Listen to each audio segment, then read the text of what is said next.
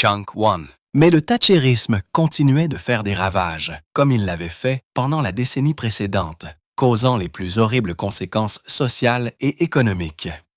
En 2013, 2 jours après la mort de Margaret Thatcher, Glenda Jackson s'est levée au Parlement et a prononcé une attaque si brutale que les députés lui ont crié de s'asseoir. Elle ne s'est pas arrêtée. Pendant 8 minutes, elle a démoli la Dame de Fer, tandis que toute la salle était en ébullition. Mais ce n'était pas son premier moment explosif. Tout au long de sa carrière, elle avait quitté des plateaux de tournage, s'était battue avec des réalisateurs et avait refusé des millions plutôt que de faire des compromis. Des scènes de nu qui lui ont valu des menaces de mort aux discours politiques devenus viraux, Jackson n'a jamais reculé. Ce schéma avait commencé des décennies plus tôt. Et la véritable raison pourrait vous surprendre. Glenda Jackson est née le 9 mai 1936 au 151 Market Street à Birkenhead, dans le Cheshire. Son nom vient de Glenda Farrell, une actrice hollywoodienne volubile qui jouait des femmes débrouillardes. Ce choix de son de nom en disait long sur sa mère, Joanne, qui rêvait de quelque chose de plus grand, même en tirant des bières, en frottant les sols et en travaillant au comptoir des magasins juste pour faire vivre la famille. Après avoir déménagé au 21 Olin, puis au 21 Lake Place, ils ont vécu dans une minuscule maison à 2 étages avec des toilettes à l'extérieur. Son père, Harry, était maçon. Il a rejoint la marine et a travaillé sur un dragueur de mine pendant la guerre. Jackson était l'aînée de 4 filles dans une famille où le travail était synonyme de survie. Elle a dit plus tard, « Si tu ne travailles pas, tu ne manges bien pas ». Et cette dure vérité l'a façonnée pour la vie. Elle a quitté l'école après avoir échoué à son certificat à l'âge de 16 ans et non 15 ans comme beaucoup le pensaient. Sans qualification, elle n'avait aucun moyen d'aller à l'université. De 1952 à 1954, elle a travaillé de longues heures pour très peu d'argent chez Boots the Chemist. Elle détestait ça, appelant ça ce fichu magasin de chimistes. Elle servait les clients, remplissait les ordonnances et remplissait les rayons tout en regardant des camarades de classe plus riches s'orienter vers un avenir meilleur. Son opportunité s'est présentée lorsqu'elle a rejoint un ami dans un groupe de théâtre amateur au YMCA de Hoylake. Ils ont joué Mystery of Green Fingers de J.B. Priestley et après un spectacle, quelqu'un lui a dit « Tu devrais faire ça professionnellement ». Ce moment a planté l'idée qui a tout changé. Sa première éducation ne venait pas des livres, mais du cinéma. Pendant et après la guerre, elle s'asseyait dans des cinémas sombres à Birkenhead et Hoylake, regardant des films pour seulement 6 pence. Hollywood lui a donné des rêves, tandis que le rationnement prenait tout le reste. Le choix du nom de sa mère prenait soudainement tout son sens. Elle avait nommé sa fille d'après une femme qui jouait des héroïnes audacieuses de la classe ouvrière, comme si elle prédisait l'avenir de Glenda. Regarder Autant en emporte le vent et des films de gangsters lui a permis de s'évader. Cela a également allumé un feu à l'intérieur d'elle que sa vraie vie ne pouvait pas éteindre. Chunk 2. En 1955, elle a postulé à RADA, la seule école d'art dramatique dont elle ait jamais entendu parler. Au début, ils lui ont dit qu'ils n'avaient pas d'argent pour une bourse. Mais alors, quelque chose d'inattendu s'est produit. Le directeur de Boots a écrit au conseil du comté de Cheshire et l'a aidé à obtenir une subvention. Elle est arrivée à RADA à 18 ans, rejoignant une classe qui comprenait Albert Finney, Cheyenne Phillips et Richard Briers. Contrairement à beaucoup de ses camarades de classe issus de milieux privilégiés, Jackson est arrivée avec de l'expérience. Elle avait déjà travaillé et vécu dans la pauvreté. Elle a dit qu'elle n'était pas là pour faire semblant d'être bohème. Elle était là pour travailler. À RADA, elle était là. Elle a été confrontée à des pressions pour perdre son accent du Nord. On attendait de chacun qu'il parle avec des tons chics et raffinés. Jackson a refusé. Elle s'est accrochée à sa voix comme symbole de ce qu'elle était. Il ne s'agissait pas seulement de la parole, il s'agissait de classe sociale. Elle a tenu bon pendant que les autres se conformaient. Lorsque John Fernald a pris la direction de l'école la même année, il a commencé à l'éloigner de ses racines de la classe supérieure. Jackson, avec Finney, est devenue une partie de la nouvelle vague qui a apporté de vraies voix et de vraies histoires sur scène. Elle n'était pas intéressée à être une imitation parfaite. Elle était là pour être authentique. Son premier vrai travail d'actrice est arrivé en 1957 au Crew Repertory Theatre. Elle gagnait seulement 3 $ par semaine. Cela ne couvrait même pas une nourriture correcte. Elle a séjourné dans des logements humides et infestés de cafards, sans chauffage ni salle de bain partagée. Certaines nuits, les acteurs dormaient à même le sol, partageant un seul matelas. Elle a perdu du poids. Elle avait un vrai repas par jour. Quand elle est tombée malade avec la grippe, elle n'a pas pu se permettre de manquer un spectacle. Elle a joué avec de la fièvre. Les acteurs ne faisaient pas que jouer. Chunk 3. Il balayait les sols, vendait des billets et déplaçait des décors. C'était brutal, mais Jackson a continué. En 1964, elle a rejoint la Royal Shakespeare Company.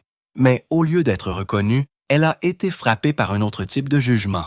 Les réalisateurs la qualifiaient d'intéressante, mais pas de belle. On lui a donné des rôles de femme, de chambre ou de personnage secondaire à cause de ses traits marqués et de sa voix. Son Noelia a été décrite comme trop dure. Les critiques l'ont rejetée parce qu'elle ne correspondait pas à leur idée de la féminité.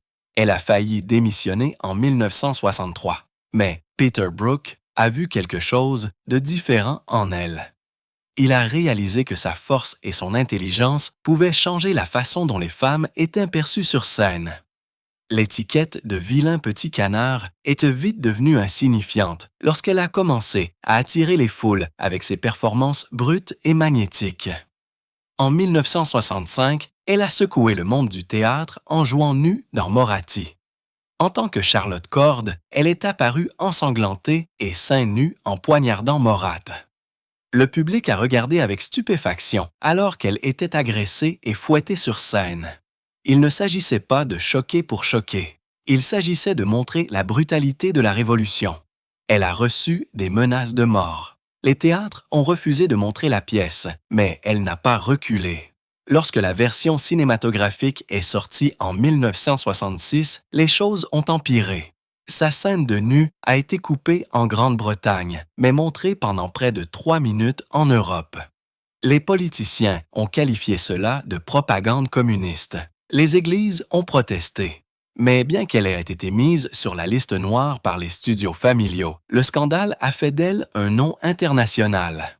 En 1971, elle a participé au Morecambe and Wise Show dans le rôle de Cléopâtre. Personne ne s'attendait à ce qu'elle soit drôle, mais quand elle a dit « Tous les hommes sont des imbéciles et ce qui les rend tels, c'est d'avoir une beauté comme celle que j'ai », les gens ont été stupéfaits. Son timing était parfait. Même Eric Moram, qui avait douté d'elle, a été époustouflé. Ce sketch a conduit à A Touch of Class, qui lui a valu l'Oscar. Chunk 4. Elle était passée du théâtre radical à la comédie romantique presque du jour au lendemain. Dans Women in Love, en 1969, elle a joué l'artiste Gudrun Brungan et a prononcé l'une des répliques les plus célèbres du cinéma. « Comment sont tes cuisses? Sont-elles fortes? Parce que je veux me noyer dans la chair. » De la chair chaude, physique, nue. Le film contenait une nudité masculine frontale et a été classé X. L'intensité de Jackson n'a jamais faibli. La scène de lutte devant la cheminée entre Oliver Reed et Alan Bates a été tournée encore et encore dans une froide demeure victorienne. Jackson n'a pas sourcillé. À 33 ans, elle a remporté l'Oscar de la meilleure actrice, la première Britannique à le faire pour un film classé X. Puis, c'est venu The Music Lovers en 1961. Elle a joué la femme de Tchaïkovski, une femme désespérée d'amour et submergée par l'obsession sexuelle. Il y avait des scènes de masturbation et de nudité graphique. Les censeurs britanniques ont fait 18 coupes. Les distributeurs américains en ont coupé 3 de plus. Des manifestants se sont alignés devant les cinémas. Certains l'ont qualifiée de moralement corrompue. Mais Jackson voyait les choses différemment. Elle explorait un esprit qui se désagrégeait sous le poids de la solitude. En 1975, elle a joué Solange dans Les Bonnes. Pour se préparer, elle a disparu pendant 3 semaines, coupant le contact avec tout le monde. Elle a étudié de vraies affaires de meurtre impliquant des femmes de chambre. Pendant les répétitions, elle n'a jamais quitté son personnage. Les gens sur le plateau les ont effrayés. Sa co-star, Susanna York, a vu la transformation se produire sous ses yeux. Lorsque le public a regardé Jackson jouer la scène de meurtre finale, certains se sont évanouis. La même année, elle a joué dans Hedda Gabler avec la Royal Shakespeare Company. Le réalisateur Trevor Nunn avait une vision différente et Jackson n'était pas d'accord. À 39 ans, certains disaient qu'elle était trop vieille pour le rôle. Chunk, 5. Les répétitions se sont transformées en bataille. Elle a jeté son script de frustration. Elle s'est disputée sur les motivations d'Edda. Timothy West, sa co-star, a dit plus tard que sa présence sur scène était terrifiante, mais personne ne pouvait nier la force de sa performance. En 1968, elle a joué la poétesse Stevie Smith. Le script était écrit, mais Jackson ne s'y est pas tenu. Elle a lu des centaines de poèmes de Smith et a commencé à improviser. Elle a ajouté des monologues étranges et des versets troublants sur le suicide qui ne figuraient pas dans le scénario original. Ses co-stars ont eu du mal à suivre. Trevor Howard a dit que certaines scènes étaient incompréhensibles à cause de ces changements soudains, mais sa performance était inoubliable. Sa lecture de Not Waving but Drowning a glacé le public jusqu'à l'os. Glenda Jackson venait de commencer le tournage de Women in Love en 1969 lorsqu'elle a découvert qu'elle était enceinte.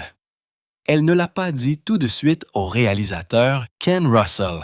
Quand il a finalement appris la vérité, il a d'abord été choqué, mais ensuite il a souri et a dit que son corps était encore plus beau à la caméra maintenant, et il a pris la décision audacieuse de refaire toutes ces scènes de nu juste pour mettre en valeur ses courbes de grossesse. Elle a plaisanté plus tard en disant qu'elle n'avait jamais été aussi belle nue. Mais derrière la caméra, les choses n'étaient pas calmes. Les tabloïds s'emballaient avec des histoires d'une liaison entre Glenda et Oliver Reed. Ils ont tous les deux nié, mais les rumeurs n'ont pas cessé. En plus de cela, il y avait la fameuse scène de lutte nue entre Reed et Alan Bates. Les deux acteurs étaient tellement mal à l'aise à l'idée de comparer leur corps à la caméra que chacun a bu une bouteille entière de vodka avant de la tourner. Juste un an plus tard, en 1971, Glenda a joué dans Sunday Bloody Sunday. Cette fois, elle a joué une femme bisexuelle, prise dans une histoire d'amour à trois. Cela a fait les gros titres parce que le film montrait deux hommes s'embrasser à l'écran, ce qu'aucun grand film n'avait jamais fait auparavant. Certaines personnes dans les cinémas ont haleté et ont fait des remarques bruyantes. Certains sont même sortis en disant que cela les rendait malades. Quelques cinémas ont refusé de montrer le film du tout. Mais Glenda s'en fichait. Elle l'a défendu. Elle était fière de jouer une femme qui ne rentrait pas dans les cases bien définies de la société. La performance lui a valu une autre nomination aux Oscars. En 1973, elle a remporté son deuxième Oscar pour A Touch of Class. Chunk 6. Cela ressemblait à une douce comédie romantique, mais en coulisses, c'était tout sauf ça. Sa co-star, George Segal, n'arrêtait pas de changer le script, ce qui rendait Glenda folle. Elle aimait les choses planifiées et préparées. Il aimait improviser. Ils se disputaient, si souvent que le réalisateur devait intervenir juste pour les calmer. Elle a même menacé de démissionner plusieurs fois. Mais lorsque le film est sorti, il a rapporté 16,8 millions de dollars et a prouvé que Glenda pouvait mener une comédie à succès et être toujours prise au sérieux. Elle était devenue l'une des actrices les mieux payées d'Hollywood, gagnant 500 000 dollars par film. En 1975, elle a travaillé sur The Romantic English Woman et s'est violemment heurtée au réalisateur, Joseph Lowy. Elle a ajouté des scènes de nu qui ne figuraient pas dans le script, et il était furieux. Il a dit qu'elle était impossible à contrôler, mais elle a refusé de reculer. Elle pensait que les scènes supplémentaires aidaient à montrer les émotions de son personnage.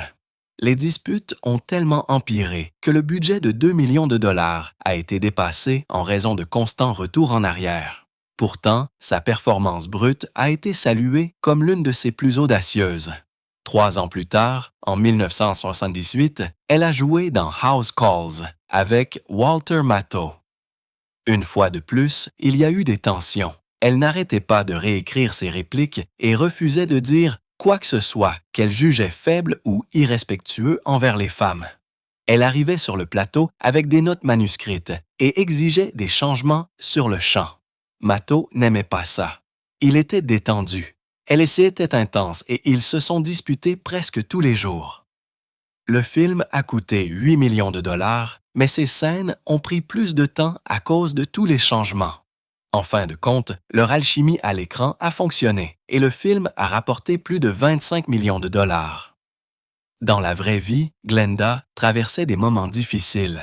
En 1974, elle a remporté son 2e Oscar, mais son mariage s'effondrait. Elle était avec Roy Hodgkiss depuis 16 ans et ils avaient un fils de 5 ans nommé Dan, mais le mariage n'a pas pu survivre à sa carrière bien remplie. Elle a dit plus tard que regarder les Oscars était comme regarder une pendaison publique. L'année suivante, elle a commencé une liaison avec un directeur de la photographie nommé Andy Phillips. Roy l'a découvert et a demandé le divorce en novembre 1975. Glenda avait gagné pour avoir joué une femme libre et indépendante. Maintenant, sa vraie vie commençait à correspondre. Chunk 7. La même année, elle a accepté le rôle de Etta Gabler. Le film comprenait une scène de suicide très intense qui avait l'air choquant de réalisme. Ce que le public ne savait pas, c'est que Glenda s'était tellement enfoncée dans le personnage qu'elle a commencé à avoir sa propre dépression.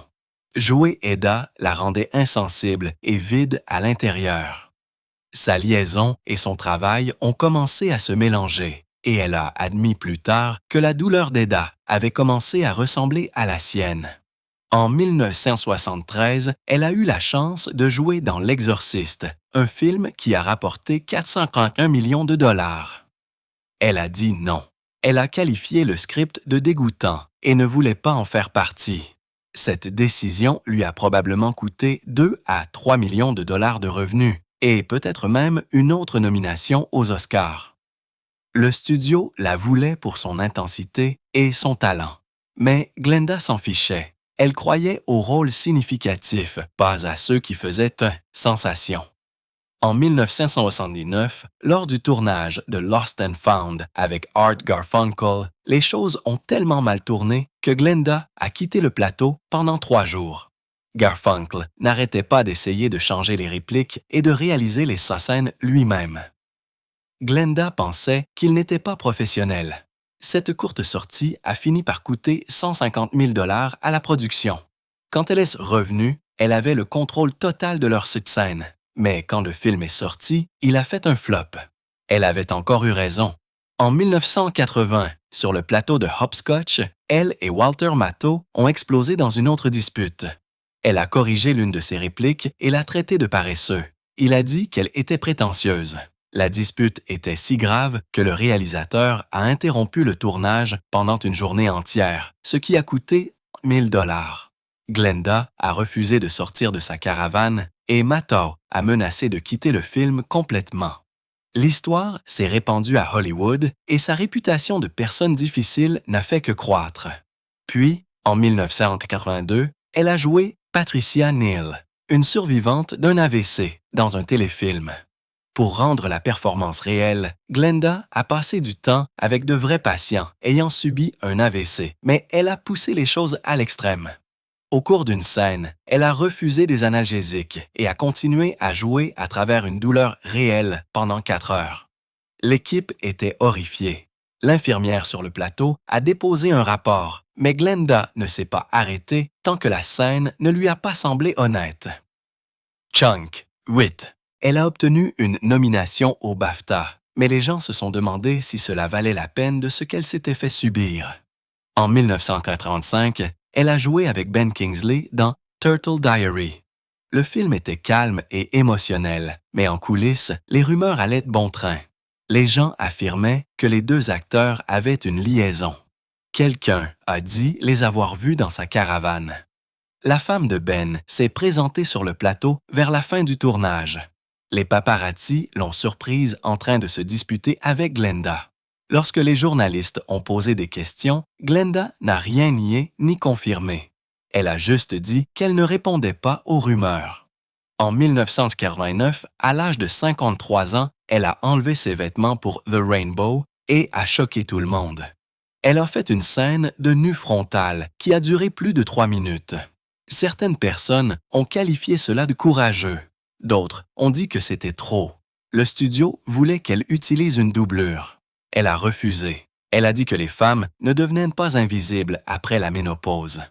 Le film a obtenu une classification 18 au Royaume-Uni, principalement à cause de sa scène, mais elle s'en fichait. Elle croyait en l'honnêteté et au pouvoir, quel que soit son âge. Dans les années 1980, ses interviews sont devenues presque aussi célèbres que ses rôles. Elle détestait les questions superficielles et transformait souvent les interviews en conférences. Une fois, en 1987, un journaliste lui a posé des questions sur sa routine de beauté. Elle a claqué la table et l'a traité de sexiste. Le clip n'a jamais été diffusé, mais le mot s'est répandu. Certains médias ont commencé à l'éviter. Ses attachés de presse ont dit que c'était comme un suicide de carrière, mais Glenda s'en fichait. Elle a refusé de jouer le jeu. Puis, en 1992, elle a de nouveau choqué tout le monde. Elle avait 56 ans et était au sommet de sa carrière, mais elle a quitté le métier d'actrice et s'est présentée au Parlement. Elle n'avait même jamais assisté à une réunion locale du Parti travailliste auparavant, mais elle était furieuse contre Margaret Thatcher. Chunk 9. Une fois, elle est entrée en colère dans une porte vitrée après avoir entendu les propos de Thatcher à la télévision. Glenda a renoncé à des millions de dollars de revenus d'actrice pour un salaire de 30 000 $ en tant que députée. Elle ne faisait pas que prétendre être audacieuse dans les films. Elle était audacieuse dans la vraie vie. La même année, elle s'est présentée contre Oliver Lewin, un ancien conseiller de Thatcher. Il avait 36 ans et était bien connecté. Elle n'avait aucune expérience, mais elle avait du feu. Elle a marché sous la pluie, a frappé aux portes et a fait face à des chahuteurs qui la traitaient de blague. Mais elle n'a pas reculé. Le 9 mai 1992, elle a battu Letwin par seulement 240 voix. Sa victoire a choqué tout le monde et lui a valu un poste sur le banc avant seulement 4 ans plus tard. Mais même en tant que politicienne, elle n'a pas suivi les règles. Elle votait souvent contre son propre parti.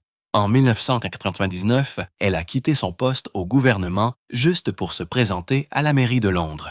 Elle a perdu lamentablement, obtenant seulement 4,4% des voix. Les gens ont appelé cela un suicide politique, mais Glenda ne se souciait pas de la popularité. En 2005, elle a même menacé de défier Tony Blair s'il ne démissionnait pas. Son plus grand moment est venu en 2003 lors des débats sur la guerre en Irak. Elle s'est levée au Parlement et a interrompu le discours de Blair pour qualifier la guerre d'illégale. Blair l'a complètement ignorée, ce qui n'a fait qu'amplifier ses critiques. Après la guerre et la mort de l'expert en armement, Dr. David Kelly, Glenda a exigé la démission de Blair. Elle se fichait de savoir si son propre parti se retournait contre elle. Elle croyait qu'il fallait faire ce qui était juste. Sa dernière explosion est survenue en 2013, seulement 2 jours après la mort de Margaret Thatcher. Le Parlement s'est réuni pour rendre hommage. Glenda s'est levée et a prononcé une attaque de 8 minutes qui a stupéfié tout le monde. Elle a dit que Thatcher avait blessé le pays et qu'elle ne la considérait pas comme une vraie femme. Les députés lui ont crié de s'asseoir, mais elle a continué. Chunk 10. Son bureau a reçu 900 courriels le lendemain. La plupart étaient des messages de soutien. Le clip est devenu viral. Elle avait une fois de plus dit ce que les autres avaient trop peur de dire. Lorsque Glenda Jackson a été nommée ministre des Transports en mai 1997, elle a immédiatement commencé à pousser un plan de 26 milliards de dollars pour améliorer les transports publics, en particulier le rail. Elle a dit que les voitures faisaient partie du problème et a même affirmé que les conducteurs devraient être coincés dans les embouteillages, juste pour voir passer des autobus propres. Son objectif était de faire abandonner complètement les voitures aux gens. Mais son message s'est heurté à un mur lorsqu'elle a été surprise en train d'utiliser sa propre voiture pour se rendre à des événements liés au transport. Des photos d'elle sortant de son véhicule au lieu d'utiliser les autobus même qu'elle louait se sont répandues rapidement. Les gens ont commencé à la traiter d'hypocrite. Sa défense était que tout le monde ne vivait pas dans une ville et que certains endroits avaient réellement besoin de voitures. Mais cela n'a fait qu'aggraver la contradiction. Au Parlement, elle a été harcelée par des députés conservateurs qui ont dit que ses actions ne correspondaient pas à ses paroles. Elle a qualifié cela de politique mesquine, mais sa crédibilité a subi un coup dont elle ne s'est jamais complètement remise. 3 ans plus tard, en 2000, elle a de nouveau choqué tout le monde en dormant dans les rues de Westminster pour attirer l'attention sur l'itinérance. Jackson a dit que son enfance à Birkenhead lui avait appris à quel point cette peur pouvait être réelle. Elle a utilisé du carton pour la literie et a choisi une porte près du Parlement pour passer la nuit. Il faisait un froid glacial. Elle a dit que cela lui faisait sentir effrayée, froide et profondément vulnérable. Certains ont loué son engagement, mais d'autres ont dénoncé l'acte comme un coup de publicité. Le coup d'éclat s'est produit au moment même où le Parlement débattait du budget de 138 millions de dollars pour les sans-abri. À cette époque, environ 700 personnes dormaient dans la rue en Angleterre, contre 11,50 en 1998. Mais la presse s'est donnée à cœur joie et les députés étaient divisés sur la question de savoir s'il s'agissait d'empathie ou de théâtre. Puis vint 2005. Jackson a été à peine réélu avec seulement 451 voix à Hampstead et Highgate. Et cette victoire est venue avec une autre tempête de feu. Les critiques ont affirmé qu'elle jouait dans les débats au lieu de vraiment parler avec son cœur. En raison de son passé d'actrice oscarisée, ses adversaires ont dit qu'elle utilisait des pauses et des gestes dramatiques pour manipuler le public. Il y avait même une analyse vidéo affirmant qu'elle bougeait comme si elle était sur scène, pas au Parlement. En plus de cela, son bureau a fait l'objet d'un examen minutieux pour des dépenses de rénovation de 14 000 $. Un rival a dit qu'elle avait transformé la politique en une performance. Chunk Levin. Jackson a riposté avec véhémence, disant que le Parlement était pour les personnes sérieuses, pas pour les artistes. Mais l'ombre de son passé d'actrice a continué de la suivre pour le reste de sa carrière politique. Son dernier grand moment en politique est survenu en mars 2015. Dans l'un de ses derniers discours avant de prendre sa retraite, Jackson s'est levé au Parlement et a prononcé une attaque furieuse de 12 minutes contre les mesures d'austérité conservatrices. Elle a dit que les réductions ramenaient déjà les dépenses publiques aux années 1930. Elle a souligné les 3 milliards de dollars de réduction d'impôts pour les riches, alors que les services sociaux étaient vidés de leur substance. Elle a dit que les plans de George Osborne obligeraient le Royaume-Uni à repenser le rôle même du gouvernement. Elle avait 69 ans à l'époque et son discours a été salué par une ovation debout des députés travaillistes. Mais de l'autre côté, les conservateurs ont hué lorsqu'elle a comparé la Grande-Bretagne actuelle à l'époque d'avant le NHS. Malgré les tentatives de Tony Blair pour la convaincre de rester, Jackson s'est retiré après 23 ans au Parlement. Sa retraite n'a pas mis fin aux controverses. Lors d'une interview en 2019, alors qu'elle jouait le roi Lear à New York, elle a dit que les 17,4 millions de personnes qui ont voté en faveur du Brexit lors du référendum avaient été induites en erreur. Elle a affirmé qu'elle n'avait pas suffisamment d'informations pour prendre cette décision. La réaction en ligne a été féroce. Les partisans du Brexit ont lancé des campagnes lui disant de rester en Amérique. Elle a dit que le Parlement avait perdu sa raison et qu'elle ne pouvait pas croire ce qu'elle voyait de ses anciens collègues. Les négociations de Theresa May sur le Brexit, a-t-elle dit, n'avaient aucun sens pour elle. Ses critiques ont qualifié cela de snobisme élitiste, mais Jackson n'a rien retiré. Elle a dit que quitter l'UE sans accord serait un désastre et a refusé de l'édulcorer. La même année, à 82 ans, elle est revenue à Broadway pour jouer Le Roi Lear. C'était un spectacle de près de 4 heures, joué 8 fois par semaine. Elle était de petite taille, mais elle dominait complètement la scène. Les critiques ont dit que son âge et sa fragilité rendaient sa version de Lear encore plus puissante. Certaines critiques n'étaient pas tendres avec le reste de la distribution, mais presque tous ont convenu que Jackson elle-même était une force. Un critique a qualifié sa performance de tempête enroulée. Elle a poussé chaque ligne même si la longue durée de la production poussait tout le monde à ses limites. Son endurance a étonné le public. À 83 ans, elle dépassait encore les acteurs de la moitié de son âge. L'année précédente, elle avait joué dans Three Tall Women et une étrange interview a suivi. Un journaliste du Los Angeles Times est allé lui parler autour d'un thé, mais l'intensité de Jackson a submergé toute la rencontre. Chunk 12. Elle a frappé sur la table. Ses réponses étaient sèches. Le journaliste a dit qu'il était parti épuisé.